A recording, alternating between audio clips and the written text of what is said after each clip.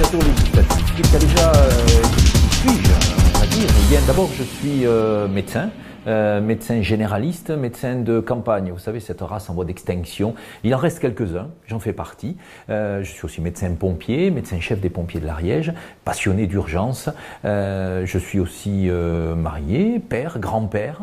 Donc ça, c'est le côté plus personnel et professionnel. Politiquement, je suis entré en politique, j'y suis tombé dedans en 2001. En 2001, pourquoi? Parce que je n'avais jamais fait de politique, mais je me suis dit qu'à un moment donné, qu'il fallait s'investir en politique si on voulait que la démocratie vive. Et donc, la première des choses, c'est d'aller voter, évidemment, et ensuite, c'est de s'engager en politique. Et donc, je me suis présenté à l'élection municipale avec une équipe qui était faite de gens issus de la vie associative. J'étais moi-même président du club de rugby de Saverdun et j'avais avec moi le président du club de natation, le président du club de tennis, le président du club de foot. Donc des gens issus de la vie associative qui se sont dit, eh bien voilà, on va se lancer dans cette aventure. Après avoir été maire de Saverdun, c'est mon 3e mandat en tant que maire, j'ai été aussi en même temps président de la communauté de communes du canton de Saverdun, qui vient de disparaître et qui maintenant a fusionné avec celle de Pamiers pour créer la communauté de communes des Portes d'Ariège-Pyrénées.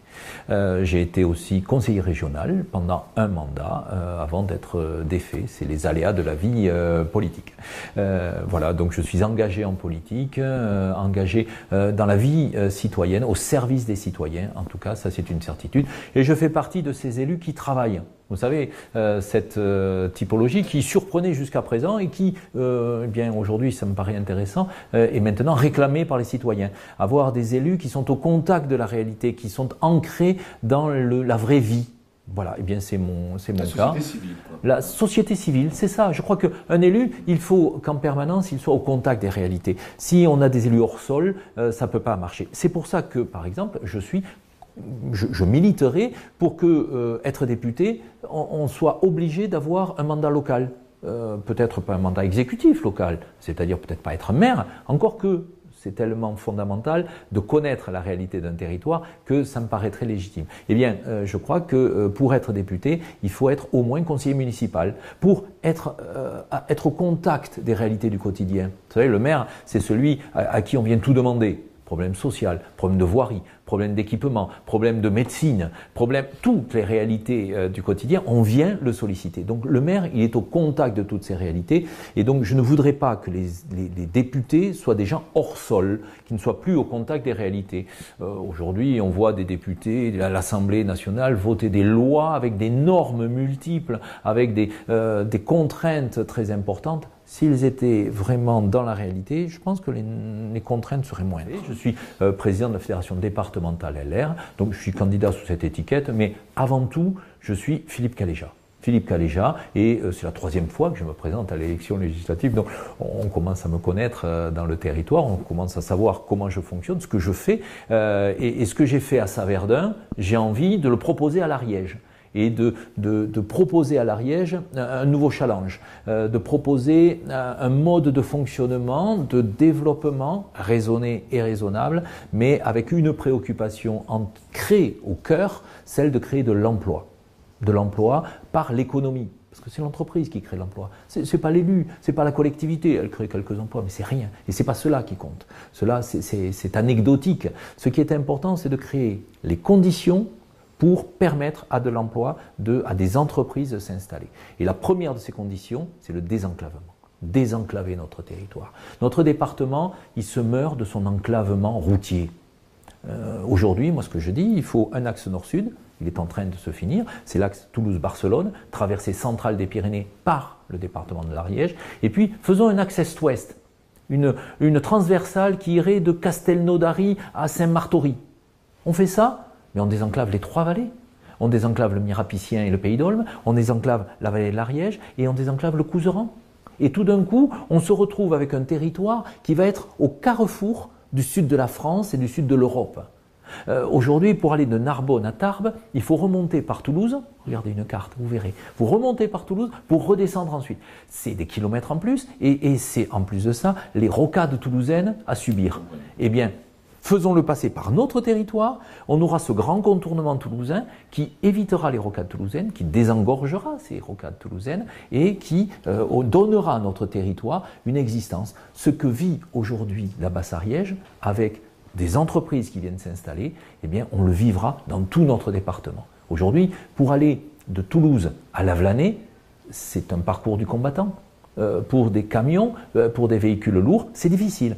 Ayons une structuration routière, autoroutière de qualité, et là, on intéressera de nouveau les grandes entreprises et on sera vraiment structurellement capable de créer de l'emploi. Moi, c'est mon projet.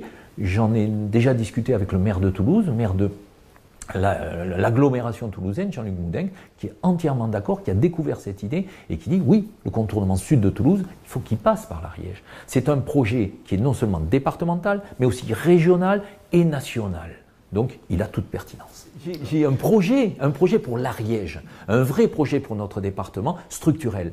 Le député, ça doit être le VRP du département. C'est pas lui qui va tout faire, bien entendu. Il y a des collectivités territoriales, il y a un conseil départemental qui doit être le porteur de cet élément. Mais le député, il doit porter un projet, une ambition pour son territoire. Il doit rêver pour son territoire, rêver de ce qu'il souhaite en faire.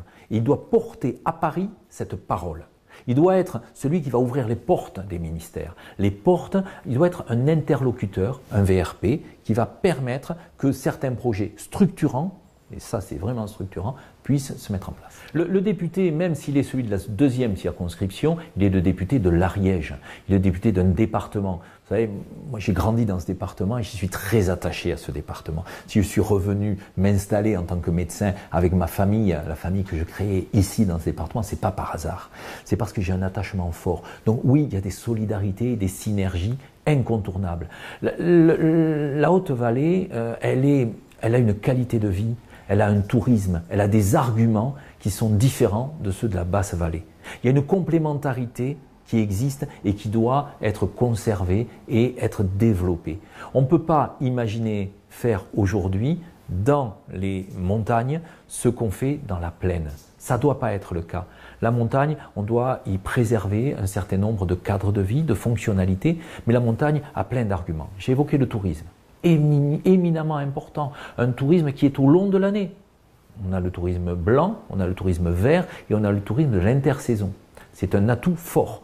Mais il y a aussi d'autres atouts. Par exemple, prenez l'énorme capacité de stockage en eau qu'il peut y avoir dans nos montagnes. Et aujourd'hui, l'eau, c'est incontournable. La métropole toulousaine, elle a besoin de cette eau. Elle est dépendante de cette eau. Mais cette eau, c'est une des conditions pour produire de l'énergie, de l'électricité hydroélectrique. Et on peut encore enrichir notre territoire au travers de ces arguments de développement énergétique qui sont des arguments d'installation d'entreprise, mais aussi de richesse à exporter. Donc rien que par ces trois éléments, le tourisme, l'eau, l'énergie, on a déjà là trois arguments économiques forts pour développer les montagnes et la partie haute de notre département. Après, vous avez par exemple l'agriculture, l'élevage, qui sont des éléments que l'on doit sauver, que l'on doit préserver. Aujourd'hui, quand on regarde la négociation de la PAC par le mandat précédent, par le mandat dont on sort, elle a été calamiteuse, effroyable. Et ils ne se sont pas aperçus des conséquences désastreuses que va avoir cette PAC sur l'économie agricole et l'économie d'élevage de la montagne. On risque de faire disparaître nombre de petits éleveurs. Il faut les sauver, il faut les accompagner. Et donc il faut le dire à Paris, il faut le rapporter pour sauver cette réalité de vie dans notre territoire. Notre territoire ne doit pas se vider. Ce serait une erreur. La position de LR sera la position de LR. Moi, je suis un homme libre et je suis Philippe Caléja. Et donc, ce qui m'intéresse, c'est ma conviction, mes convictions. Aujourd'hui, on a un président de la République qui a été élu et qui, aujourd'hui, a toute légitimité à exercer le pouvoir. Donc, oui, nous devons le suivre. Aujourd'hui, nous devons tout faire pour lui permettre de réussir dans son mandat parce que cette réussite, bien, ça sera la nôtre, ça sera celle du pays, ça sera celle des citoyens. Et donc, j'espère qu'il réussira. Donc oui, il faut l'accompagner. Et moi, en tant que député, si nos concitoyens m'élisent député, oui, je voterai ce qui sera bon pour notre territoire. comme je l'ai déjà fait. Quand j'étais conseiller régional, j'ai voté avec Martin Malvy un certain nombre de lois. Par exemple, la LGV, la ligne grande vitesse Paris-Bordeaux-Toulouse. Si elle a pu être validée par le conseil régional, c'est parce qu'avec mes collègues de mon groupe, on a voté avec Martin Malvy, alors que tous ceux de sa majorité l'avaient laissé tomber.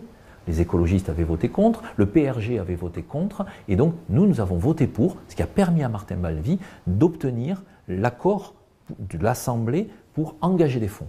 Bien voilà, ça, c'est faire de la politique de manière intelligente, en étant capable de mettre ses convictions au service de la chose publique. Et donc aujourd'hui, oui, je voterai clairement tout ce qui sera bon pour le pays et surtout bon pour l'Ariège, bon pour nos concitoyens ici, bon pour la ruralité. La grande abandonnée du mandat précédent, la grande abandonnée de la gestion, c'est la ruralité.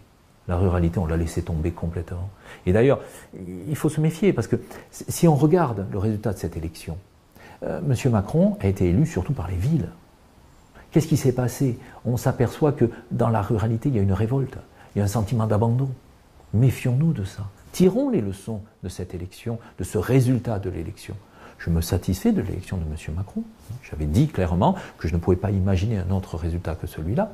Mais aujourd'hui, il faut aussi prendre en compte cette révolte, cette colère qu'il y a dans le peuple au sein de nos territoires.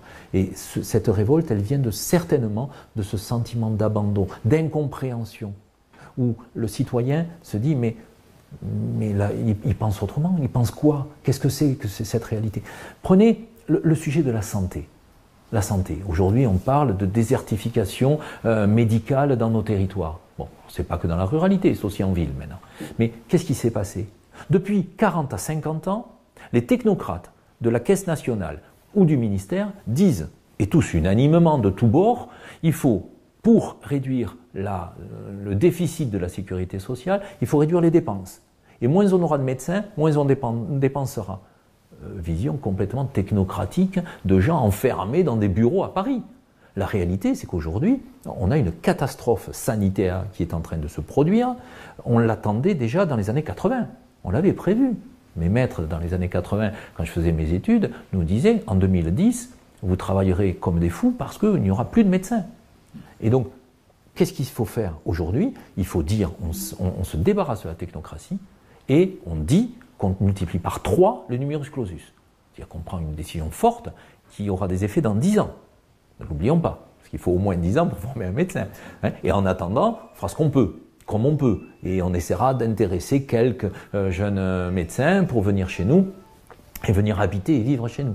Mais voilà, il faut prendre des décisions politiques fortes. Il faut que le politique reprenne le pouvoir dans ce pays et ne pas laisser à des technocrates qui ont des visions hors territoire, hors sol, la liberté de décider. Première réunion publique à Pamiers le 16 mai à 20h, salle du Jeu de Maille. Donc je convie tous nos téléspectateurs, et oui, nos web téléspectateurs, je les convie tous à venir entendre qu'est-ce que j'ai à dire, à proposer et puis à échanger avec eux. Donc oui, le 16 mai et puis nous aurons d'autres temps de réunion que nous annoncerons ensuite. Nous viendrons à Mirepoix, nous irons à Saint-Giron, nous irons à Saverdun pour être présent, la Tour du Crieux, pour être présent dans le territoire. On sait bien que les réunions publiques, c'est pas le fondement de tout, que l'Internet est souvent plus consulté que la réunion publique, mais à un moment donné, le contact physique, la réalité de proximité vaut mieux que la réalité virtuelle. Donc oui, je les invite à venir nous rencontrer, à venir me rencontrer le 16 mai, mardi prochain, à 20h, salle du Jeu du Maille. Merci beaucoup à vous.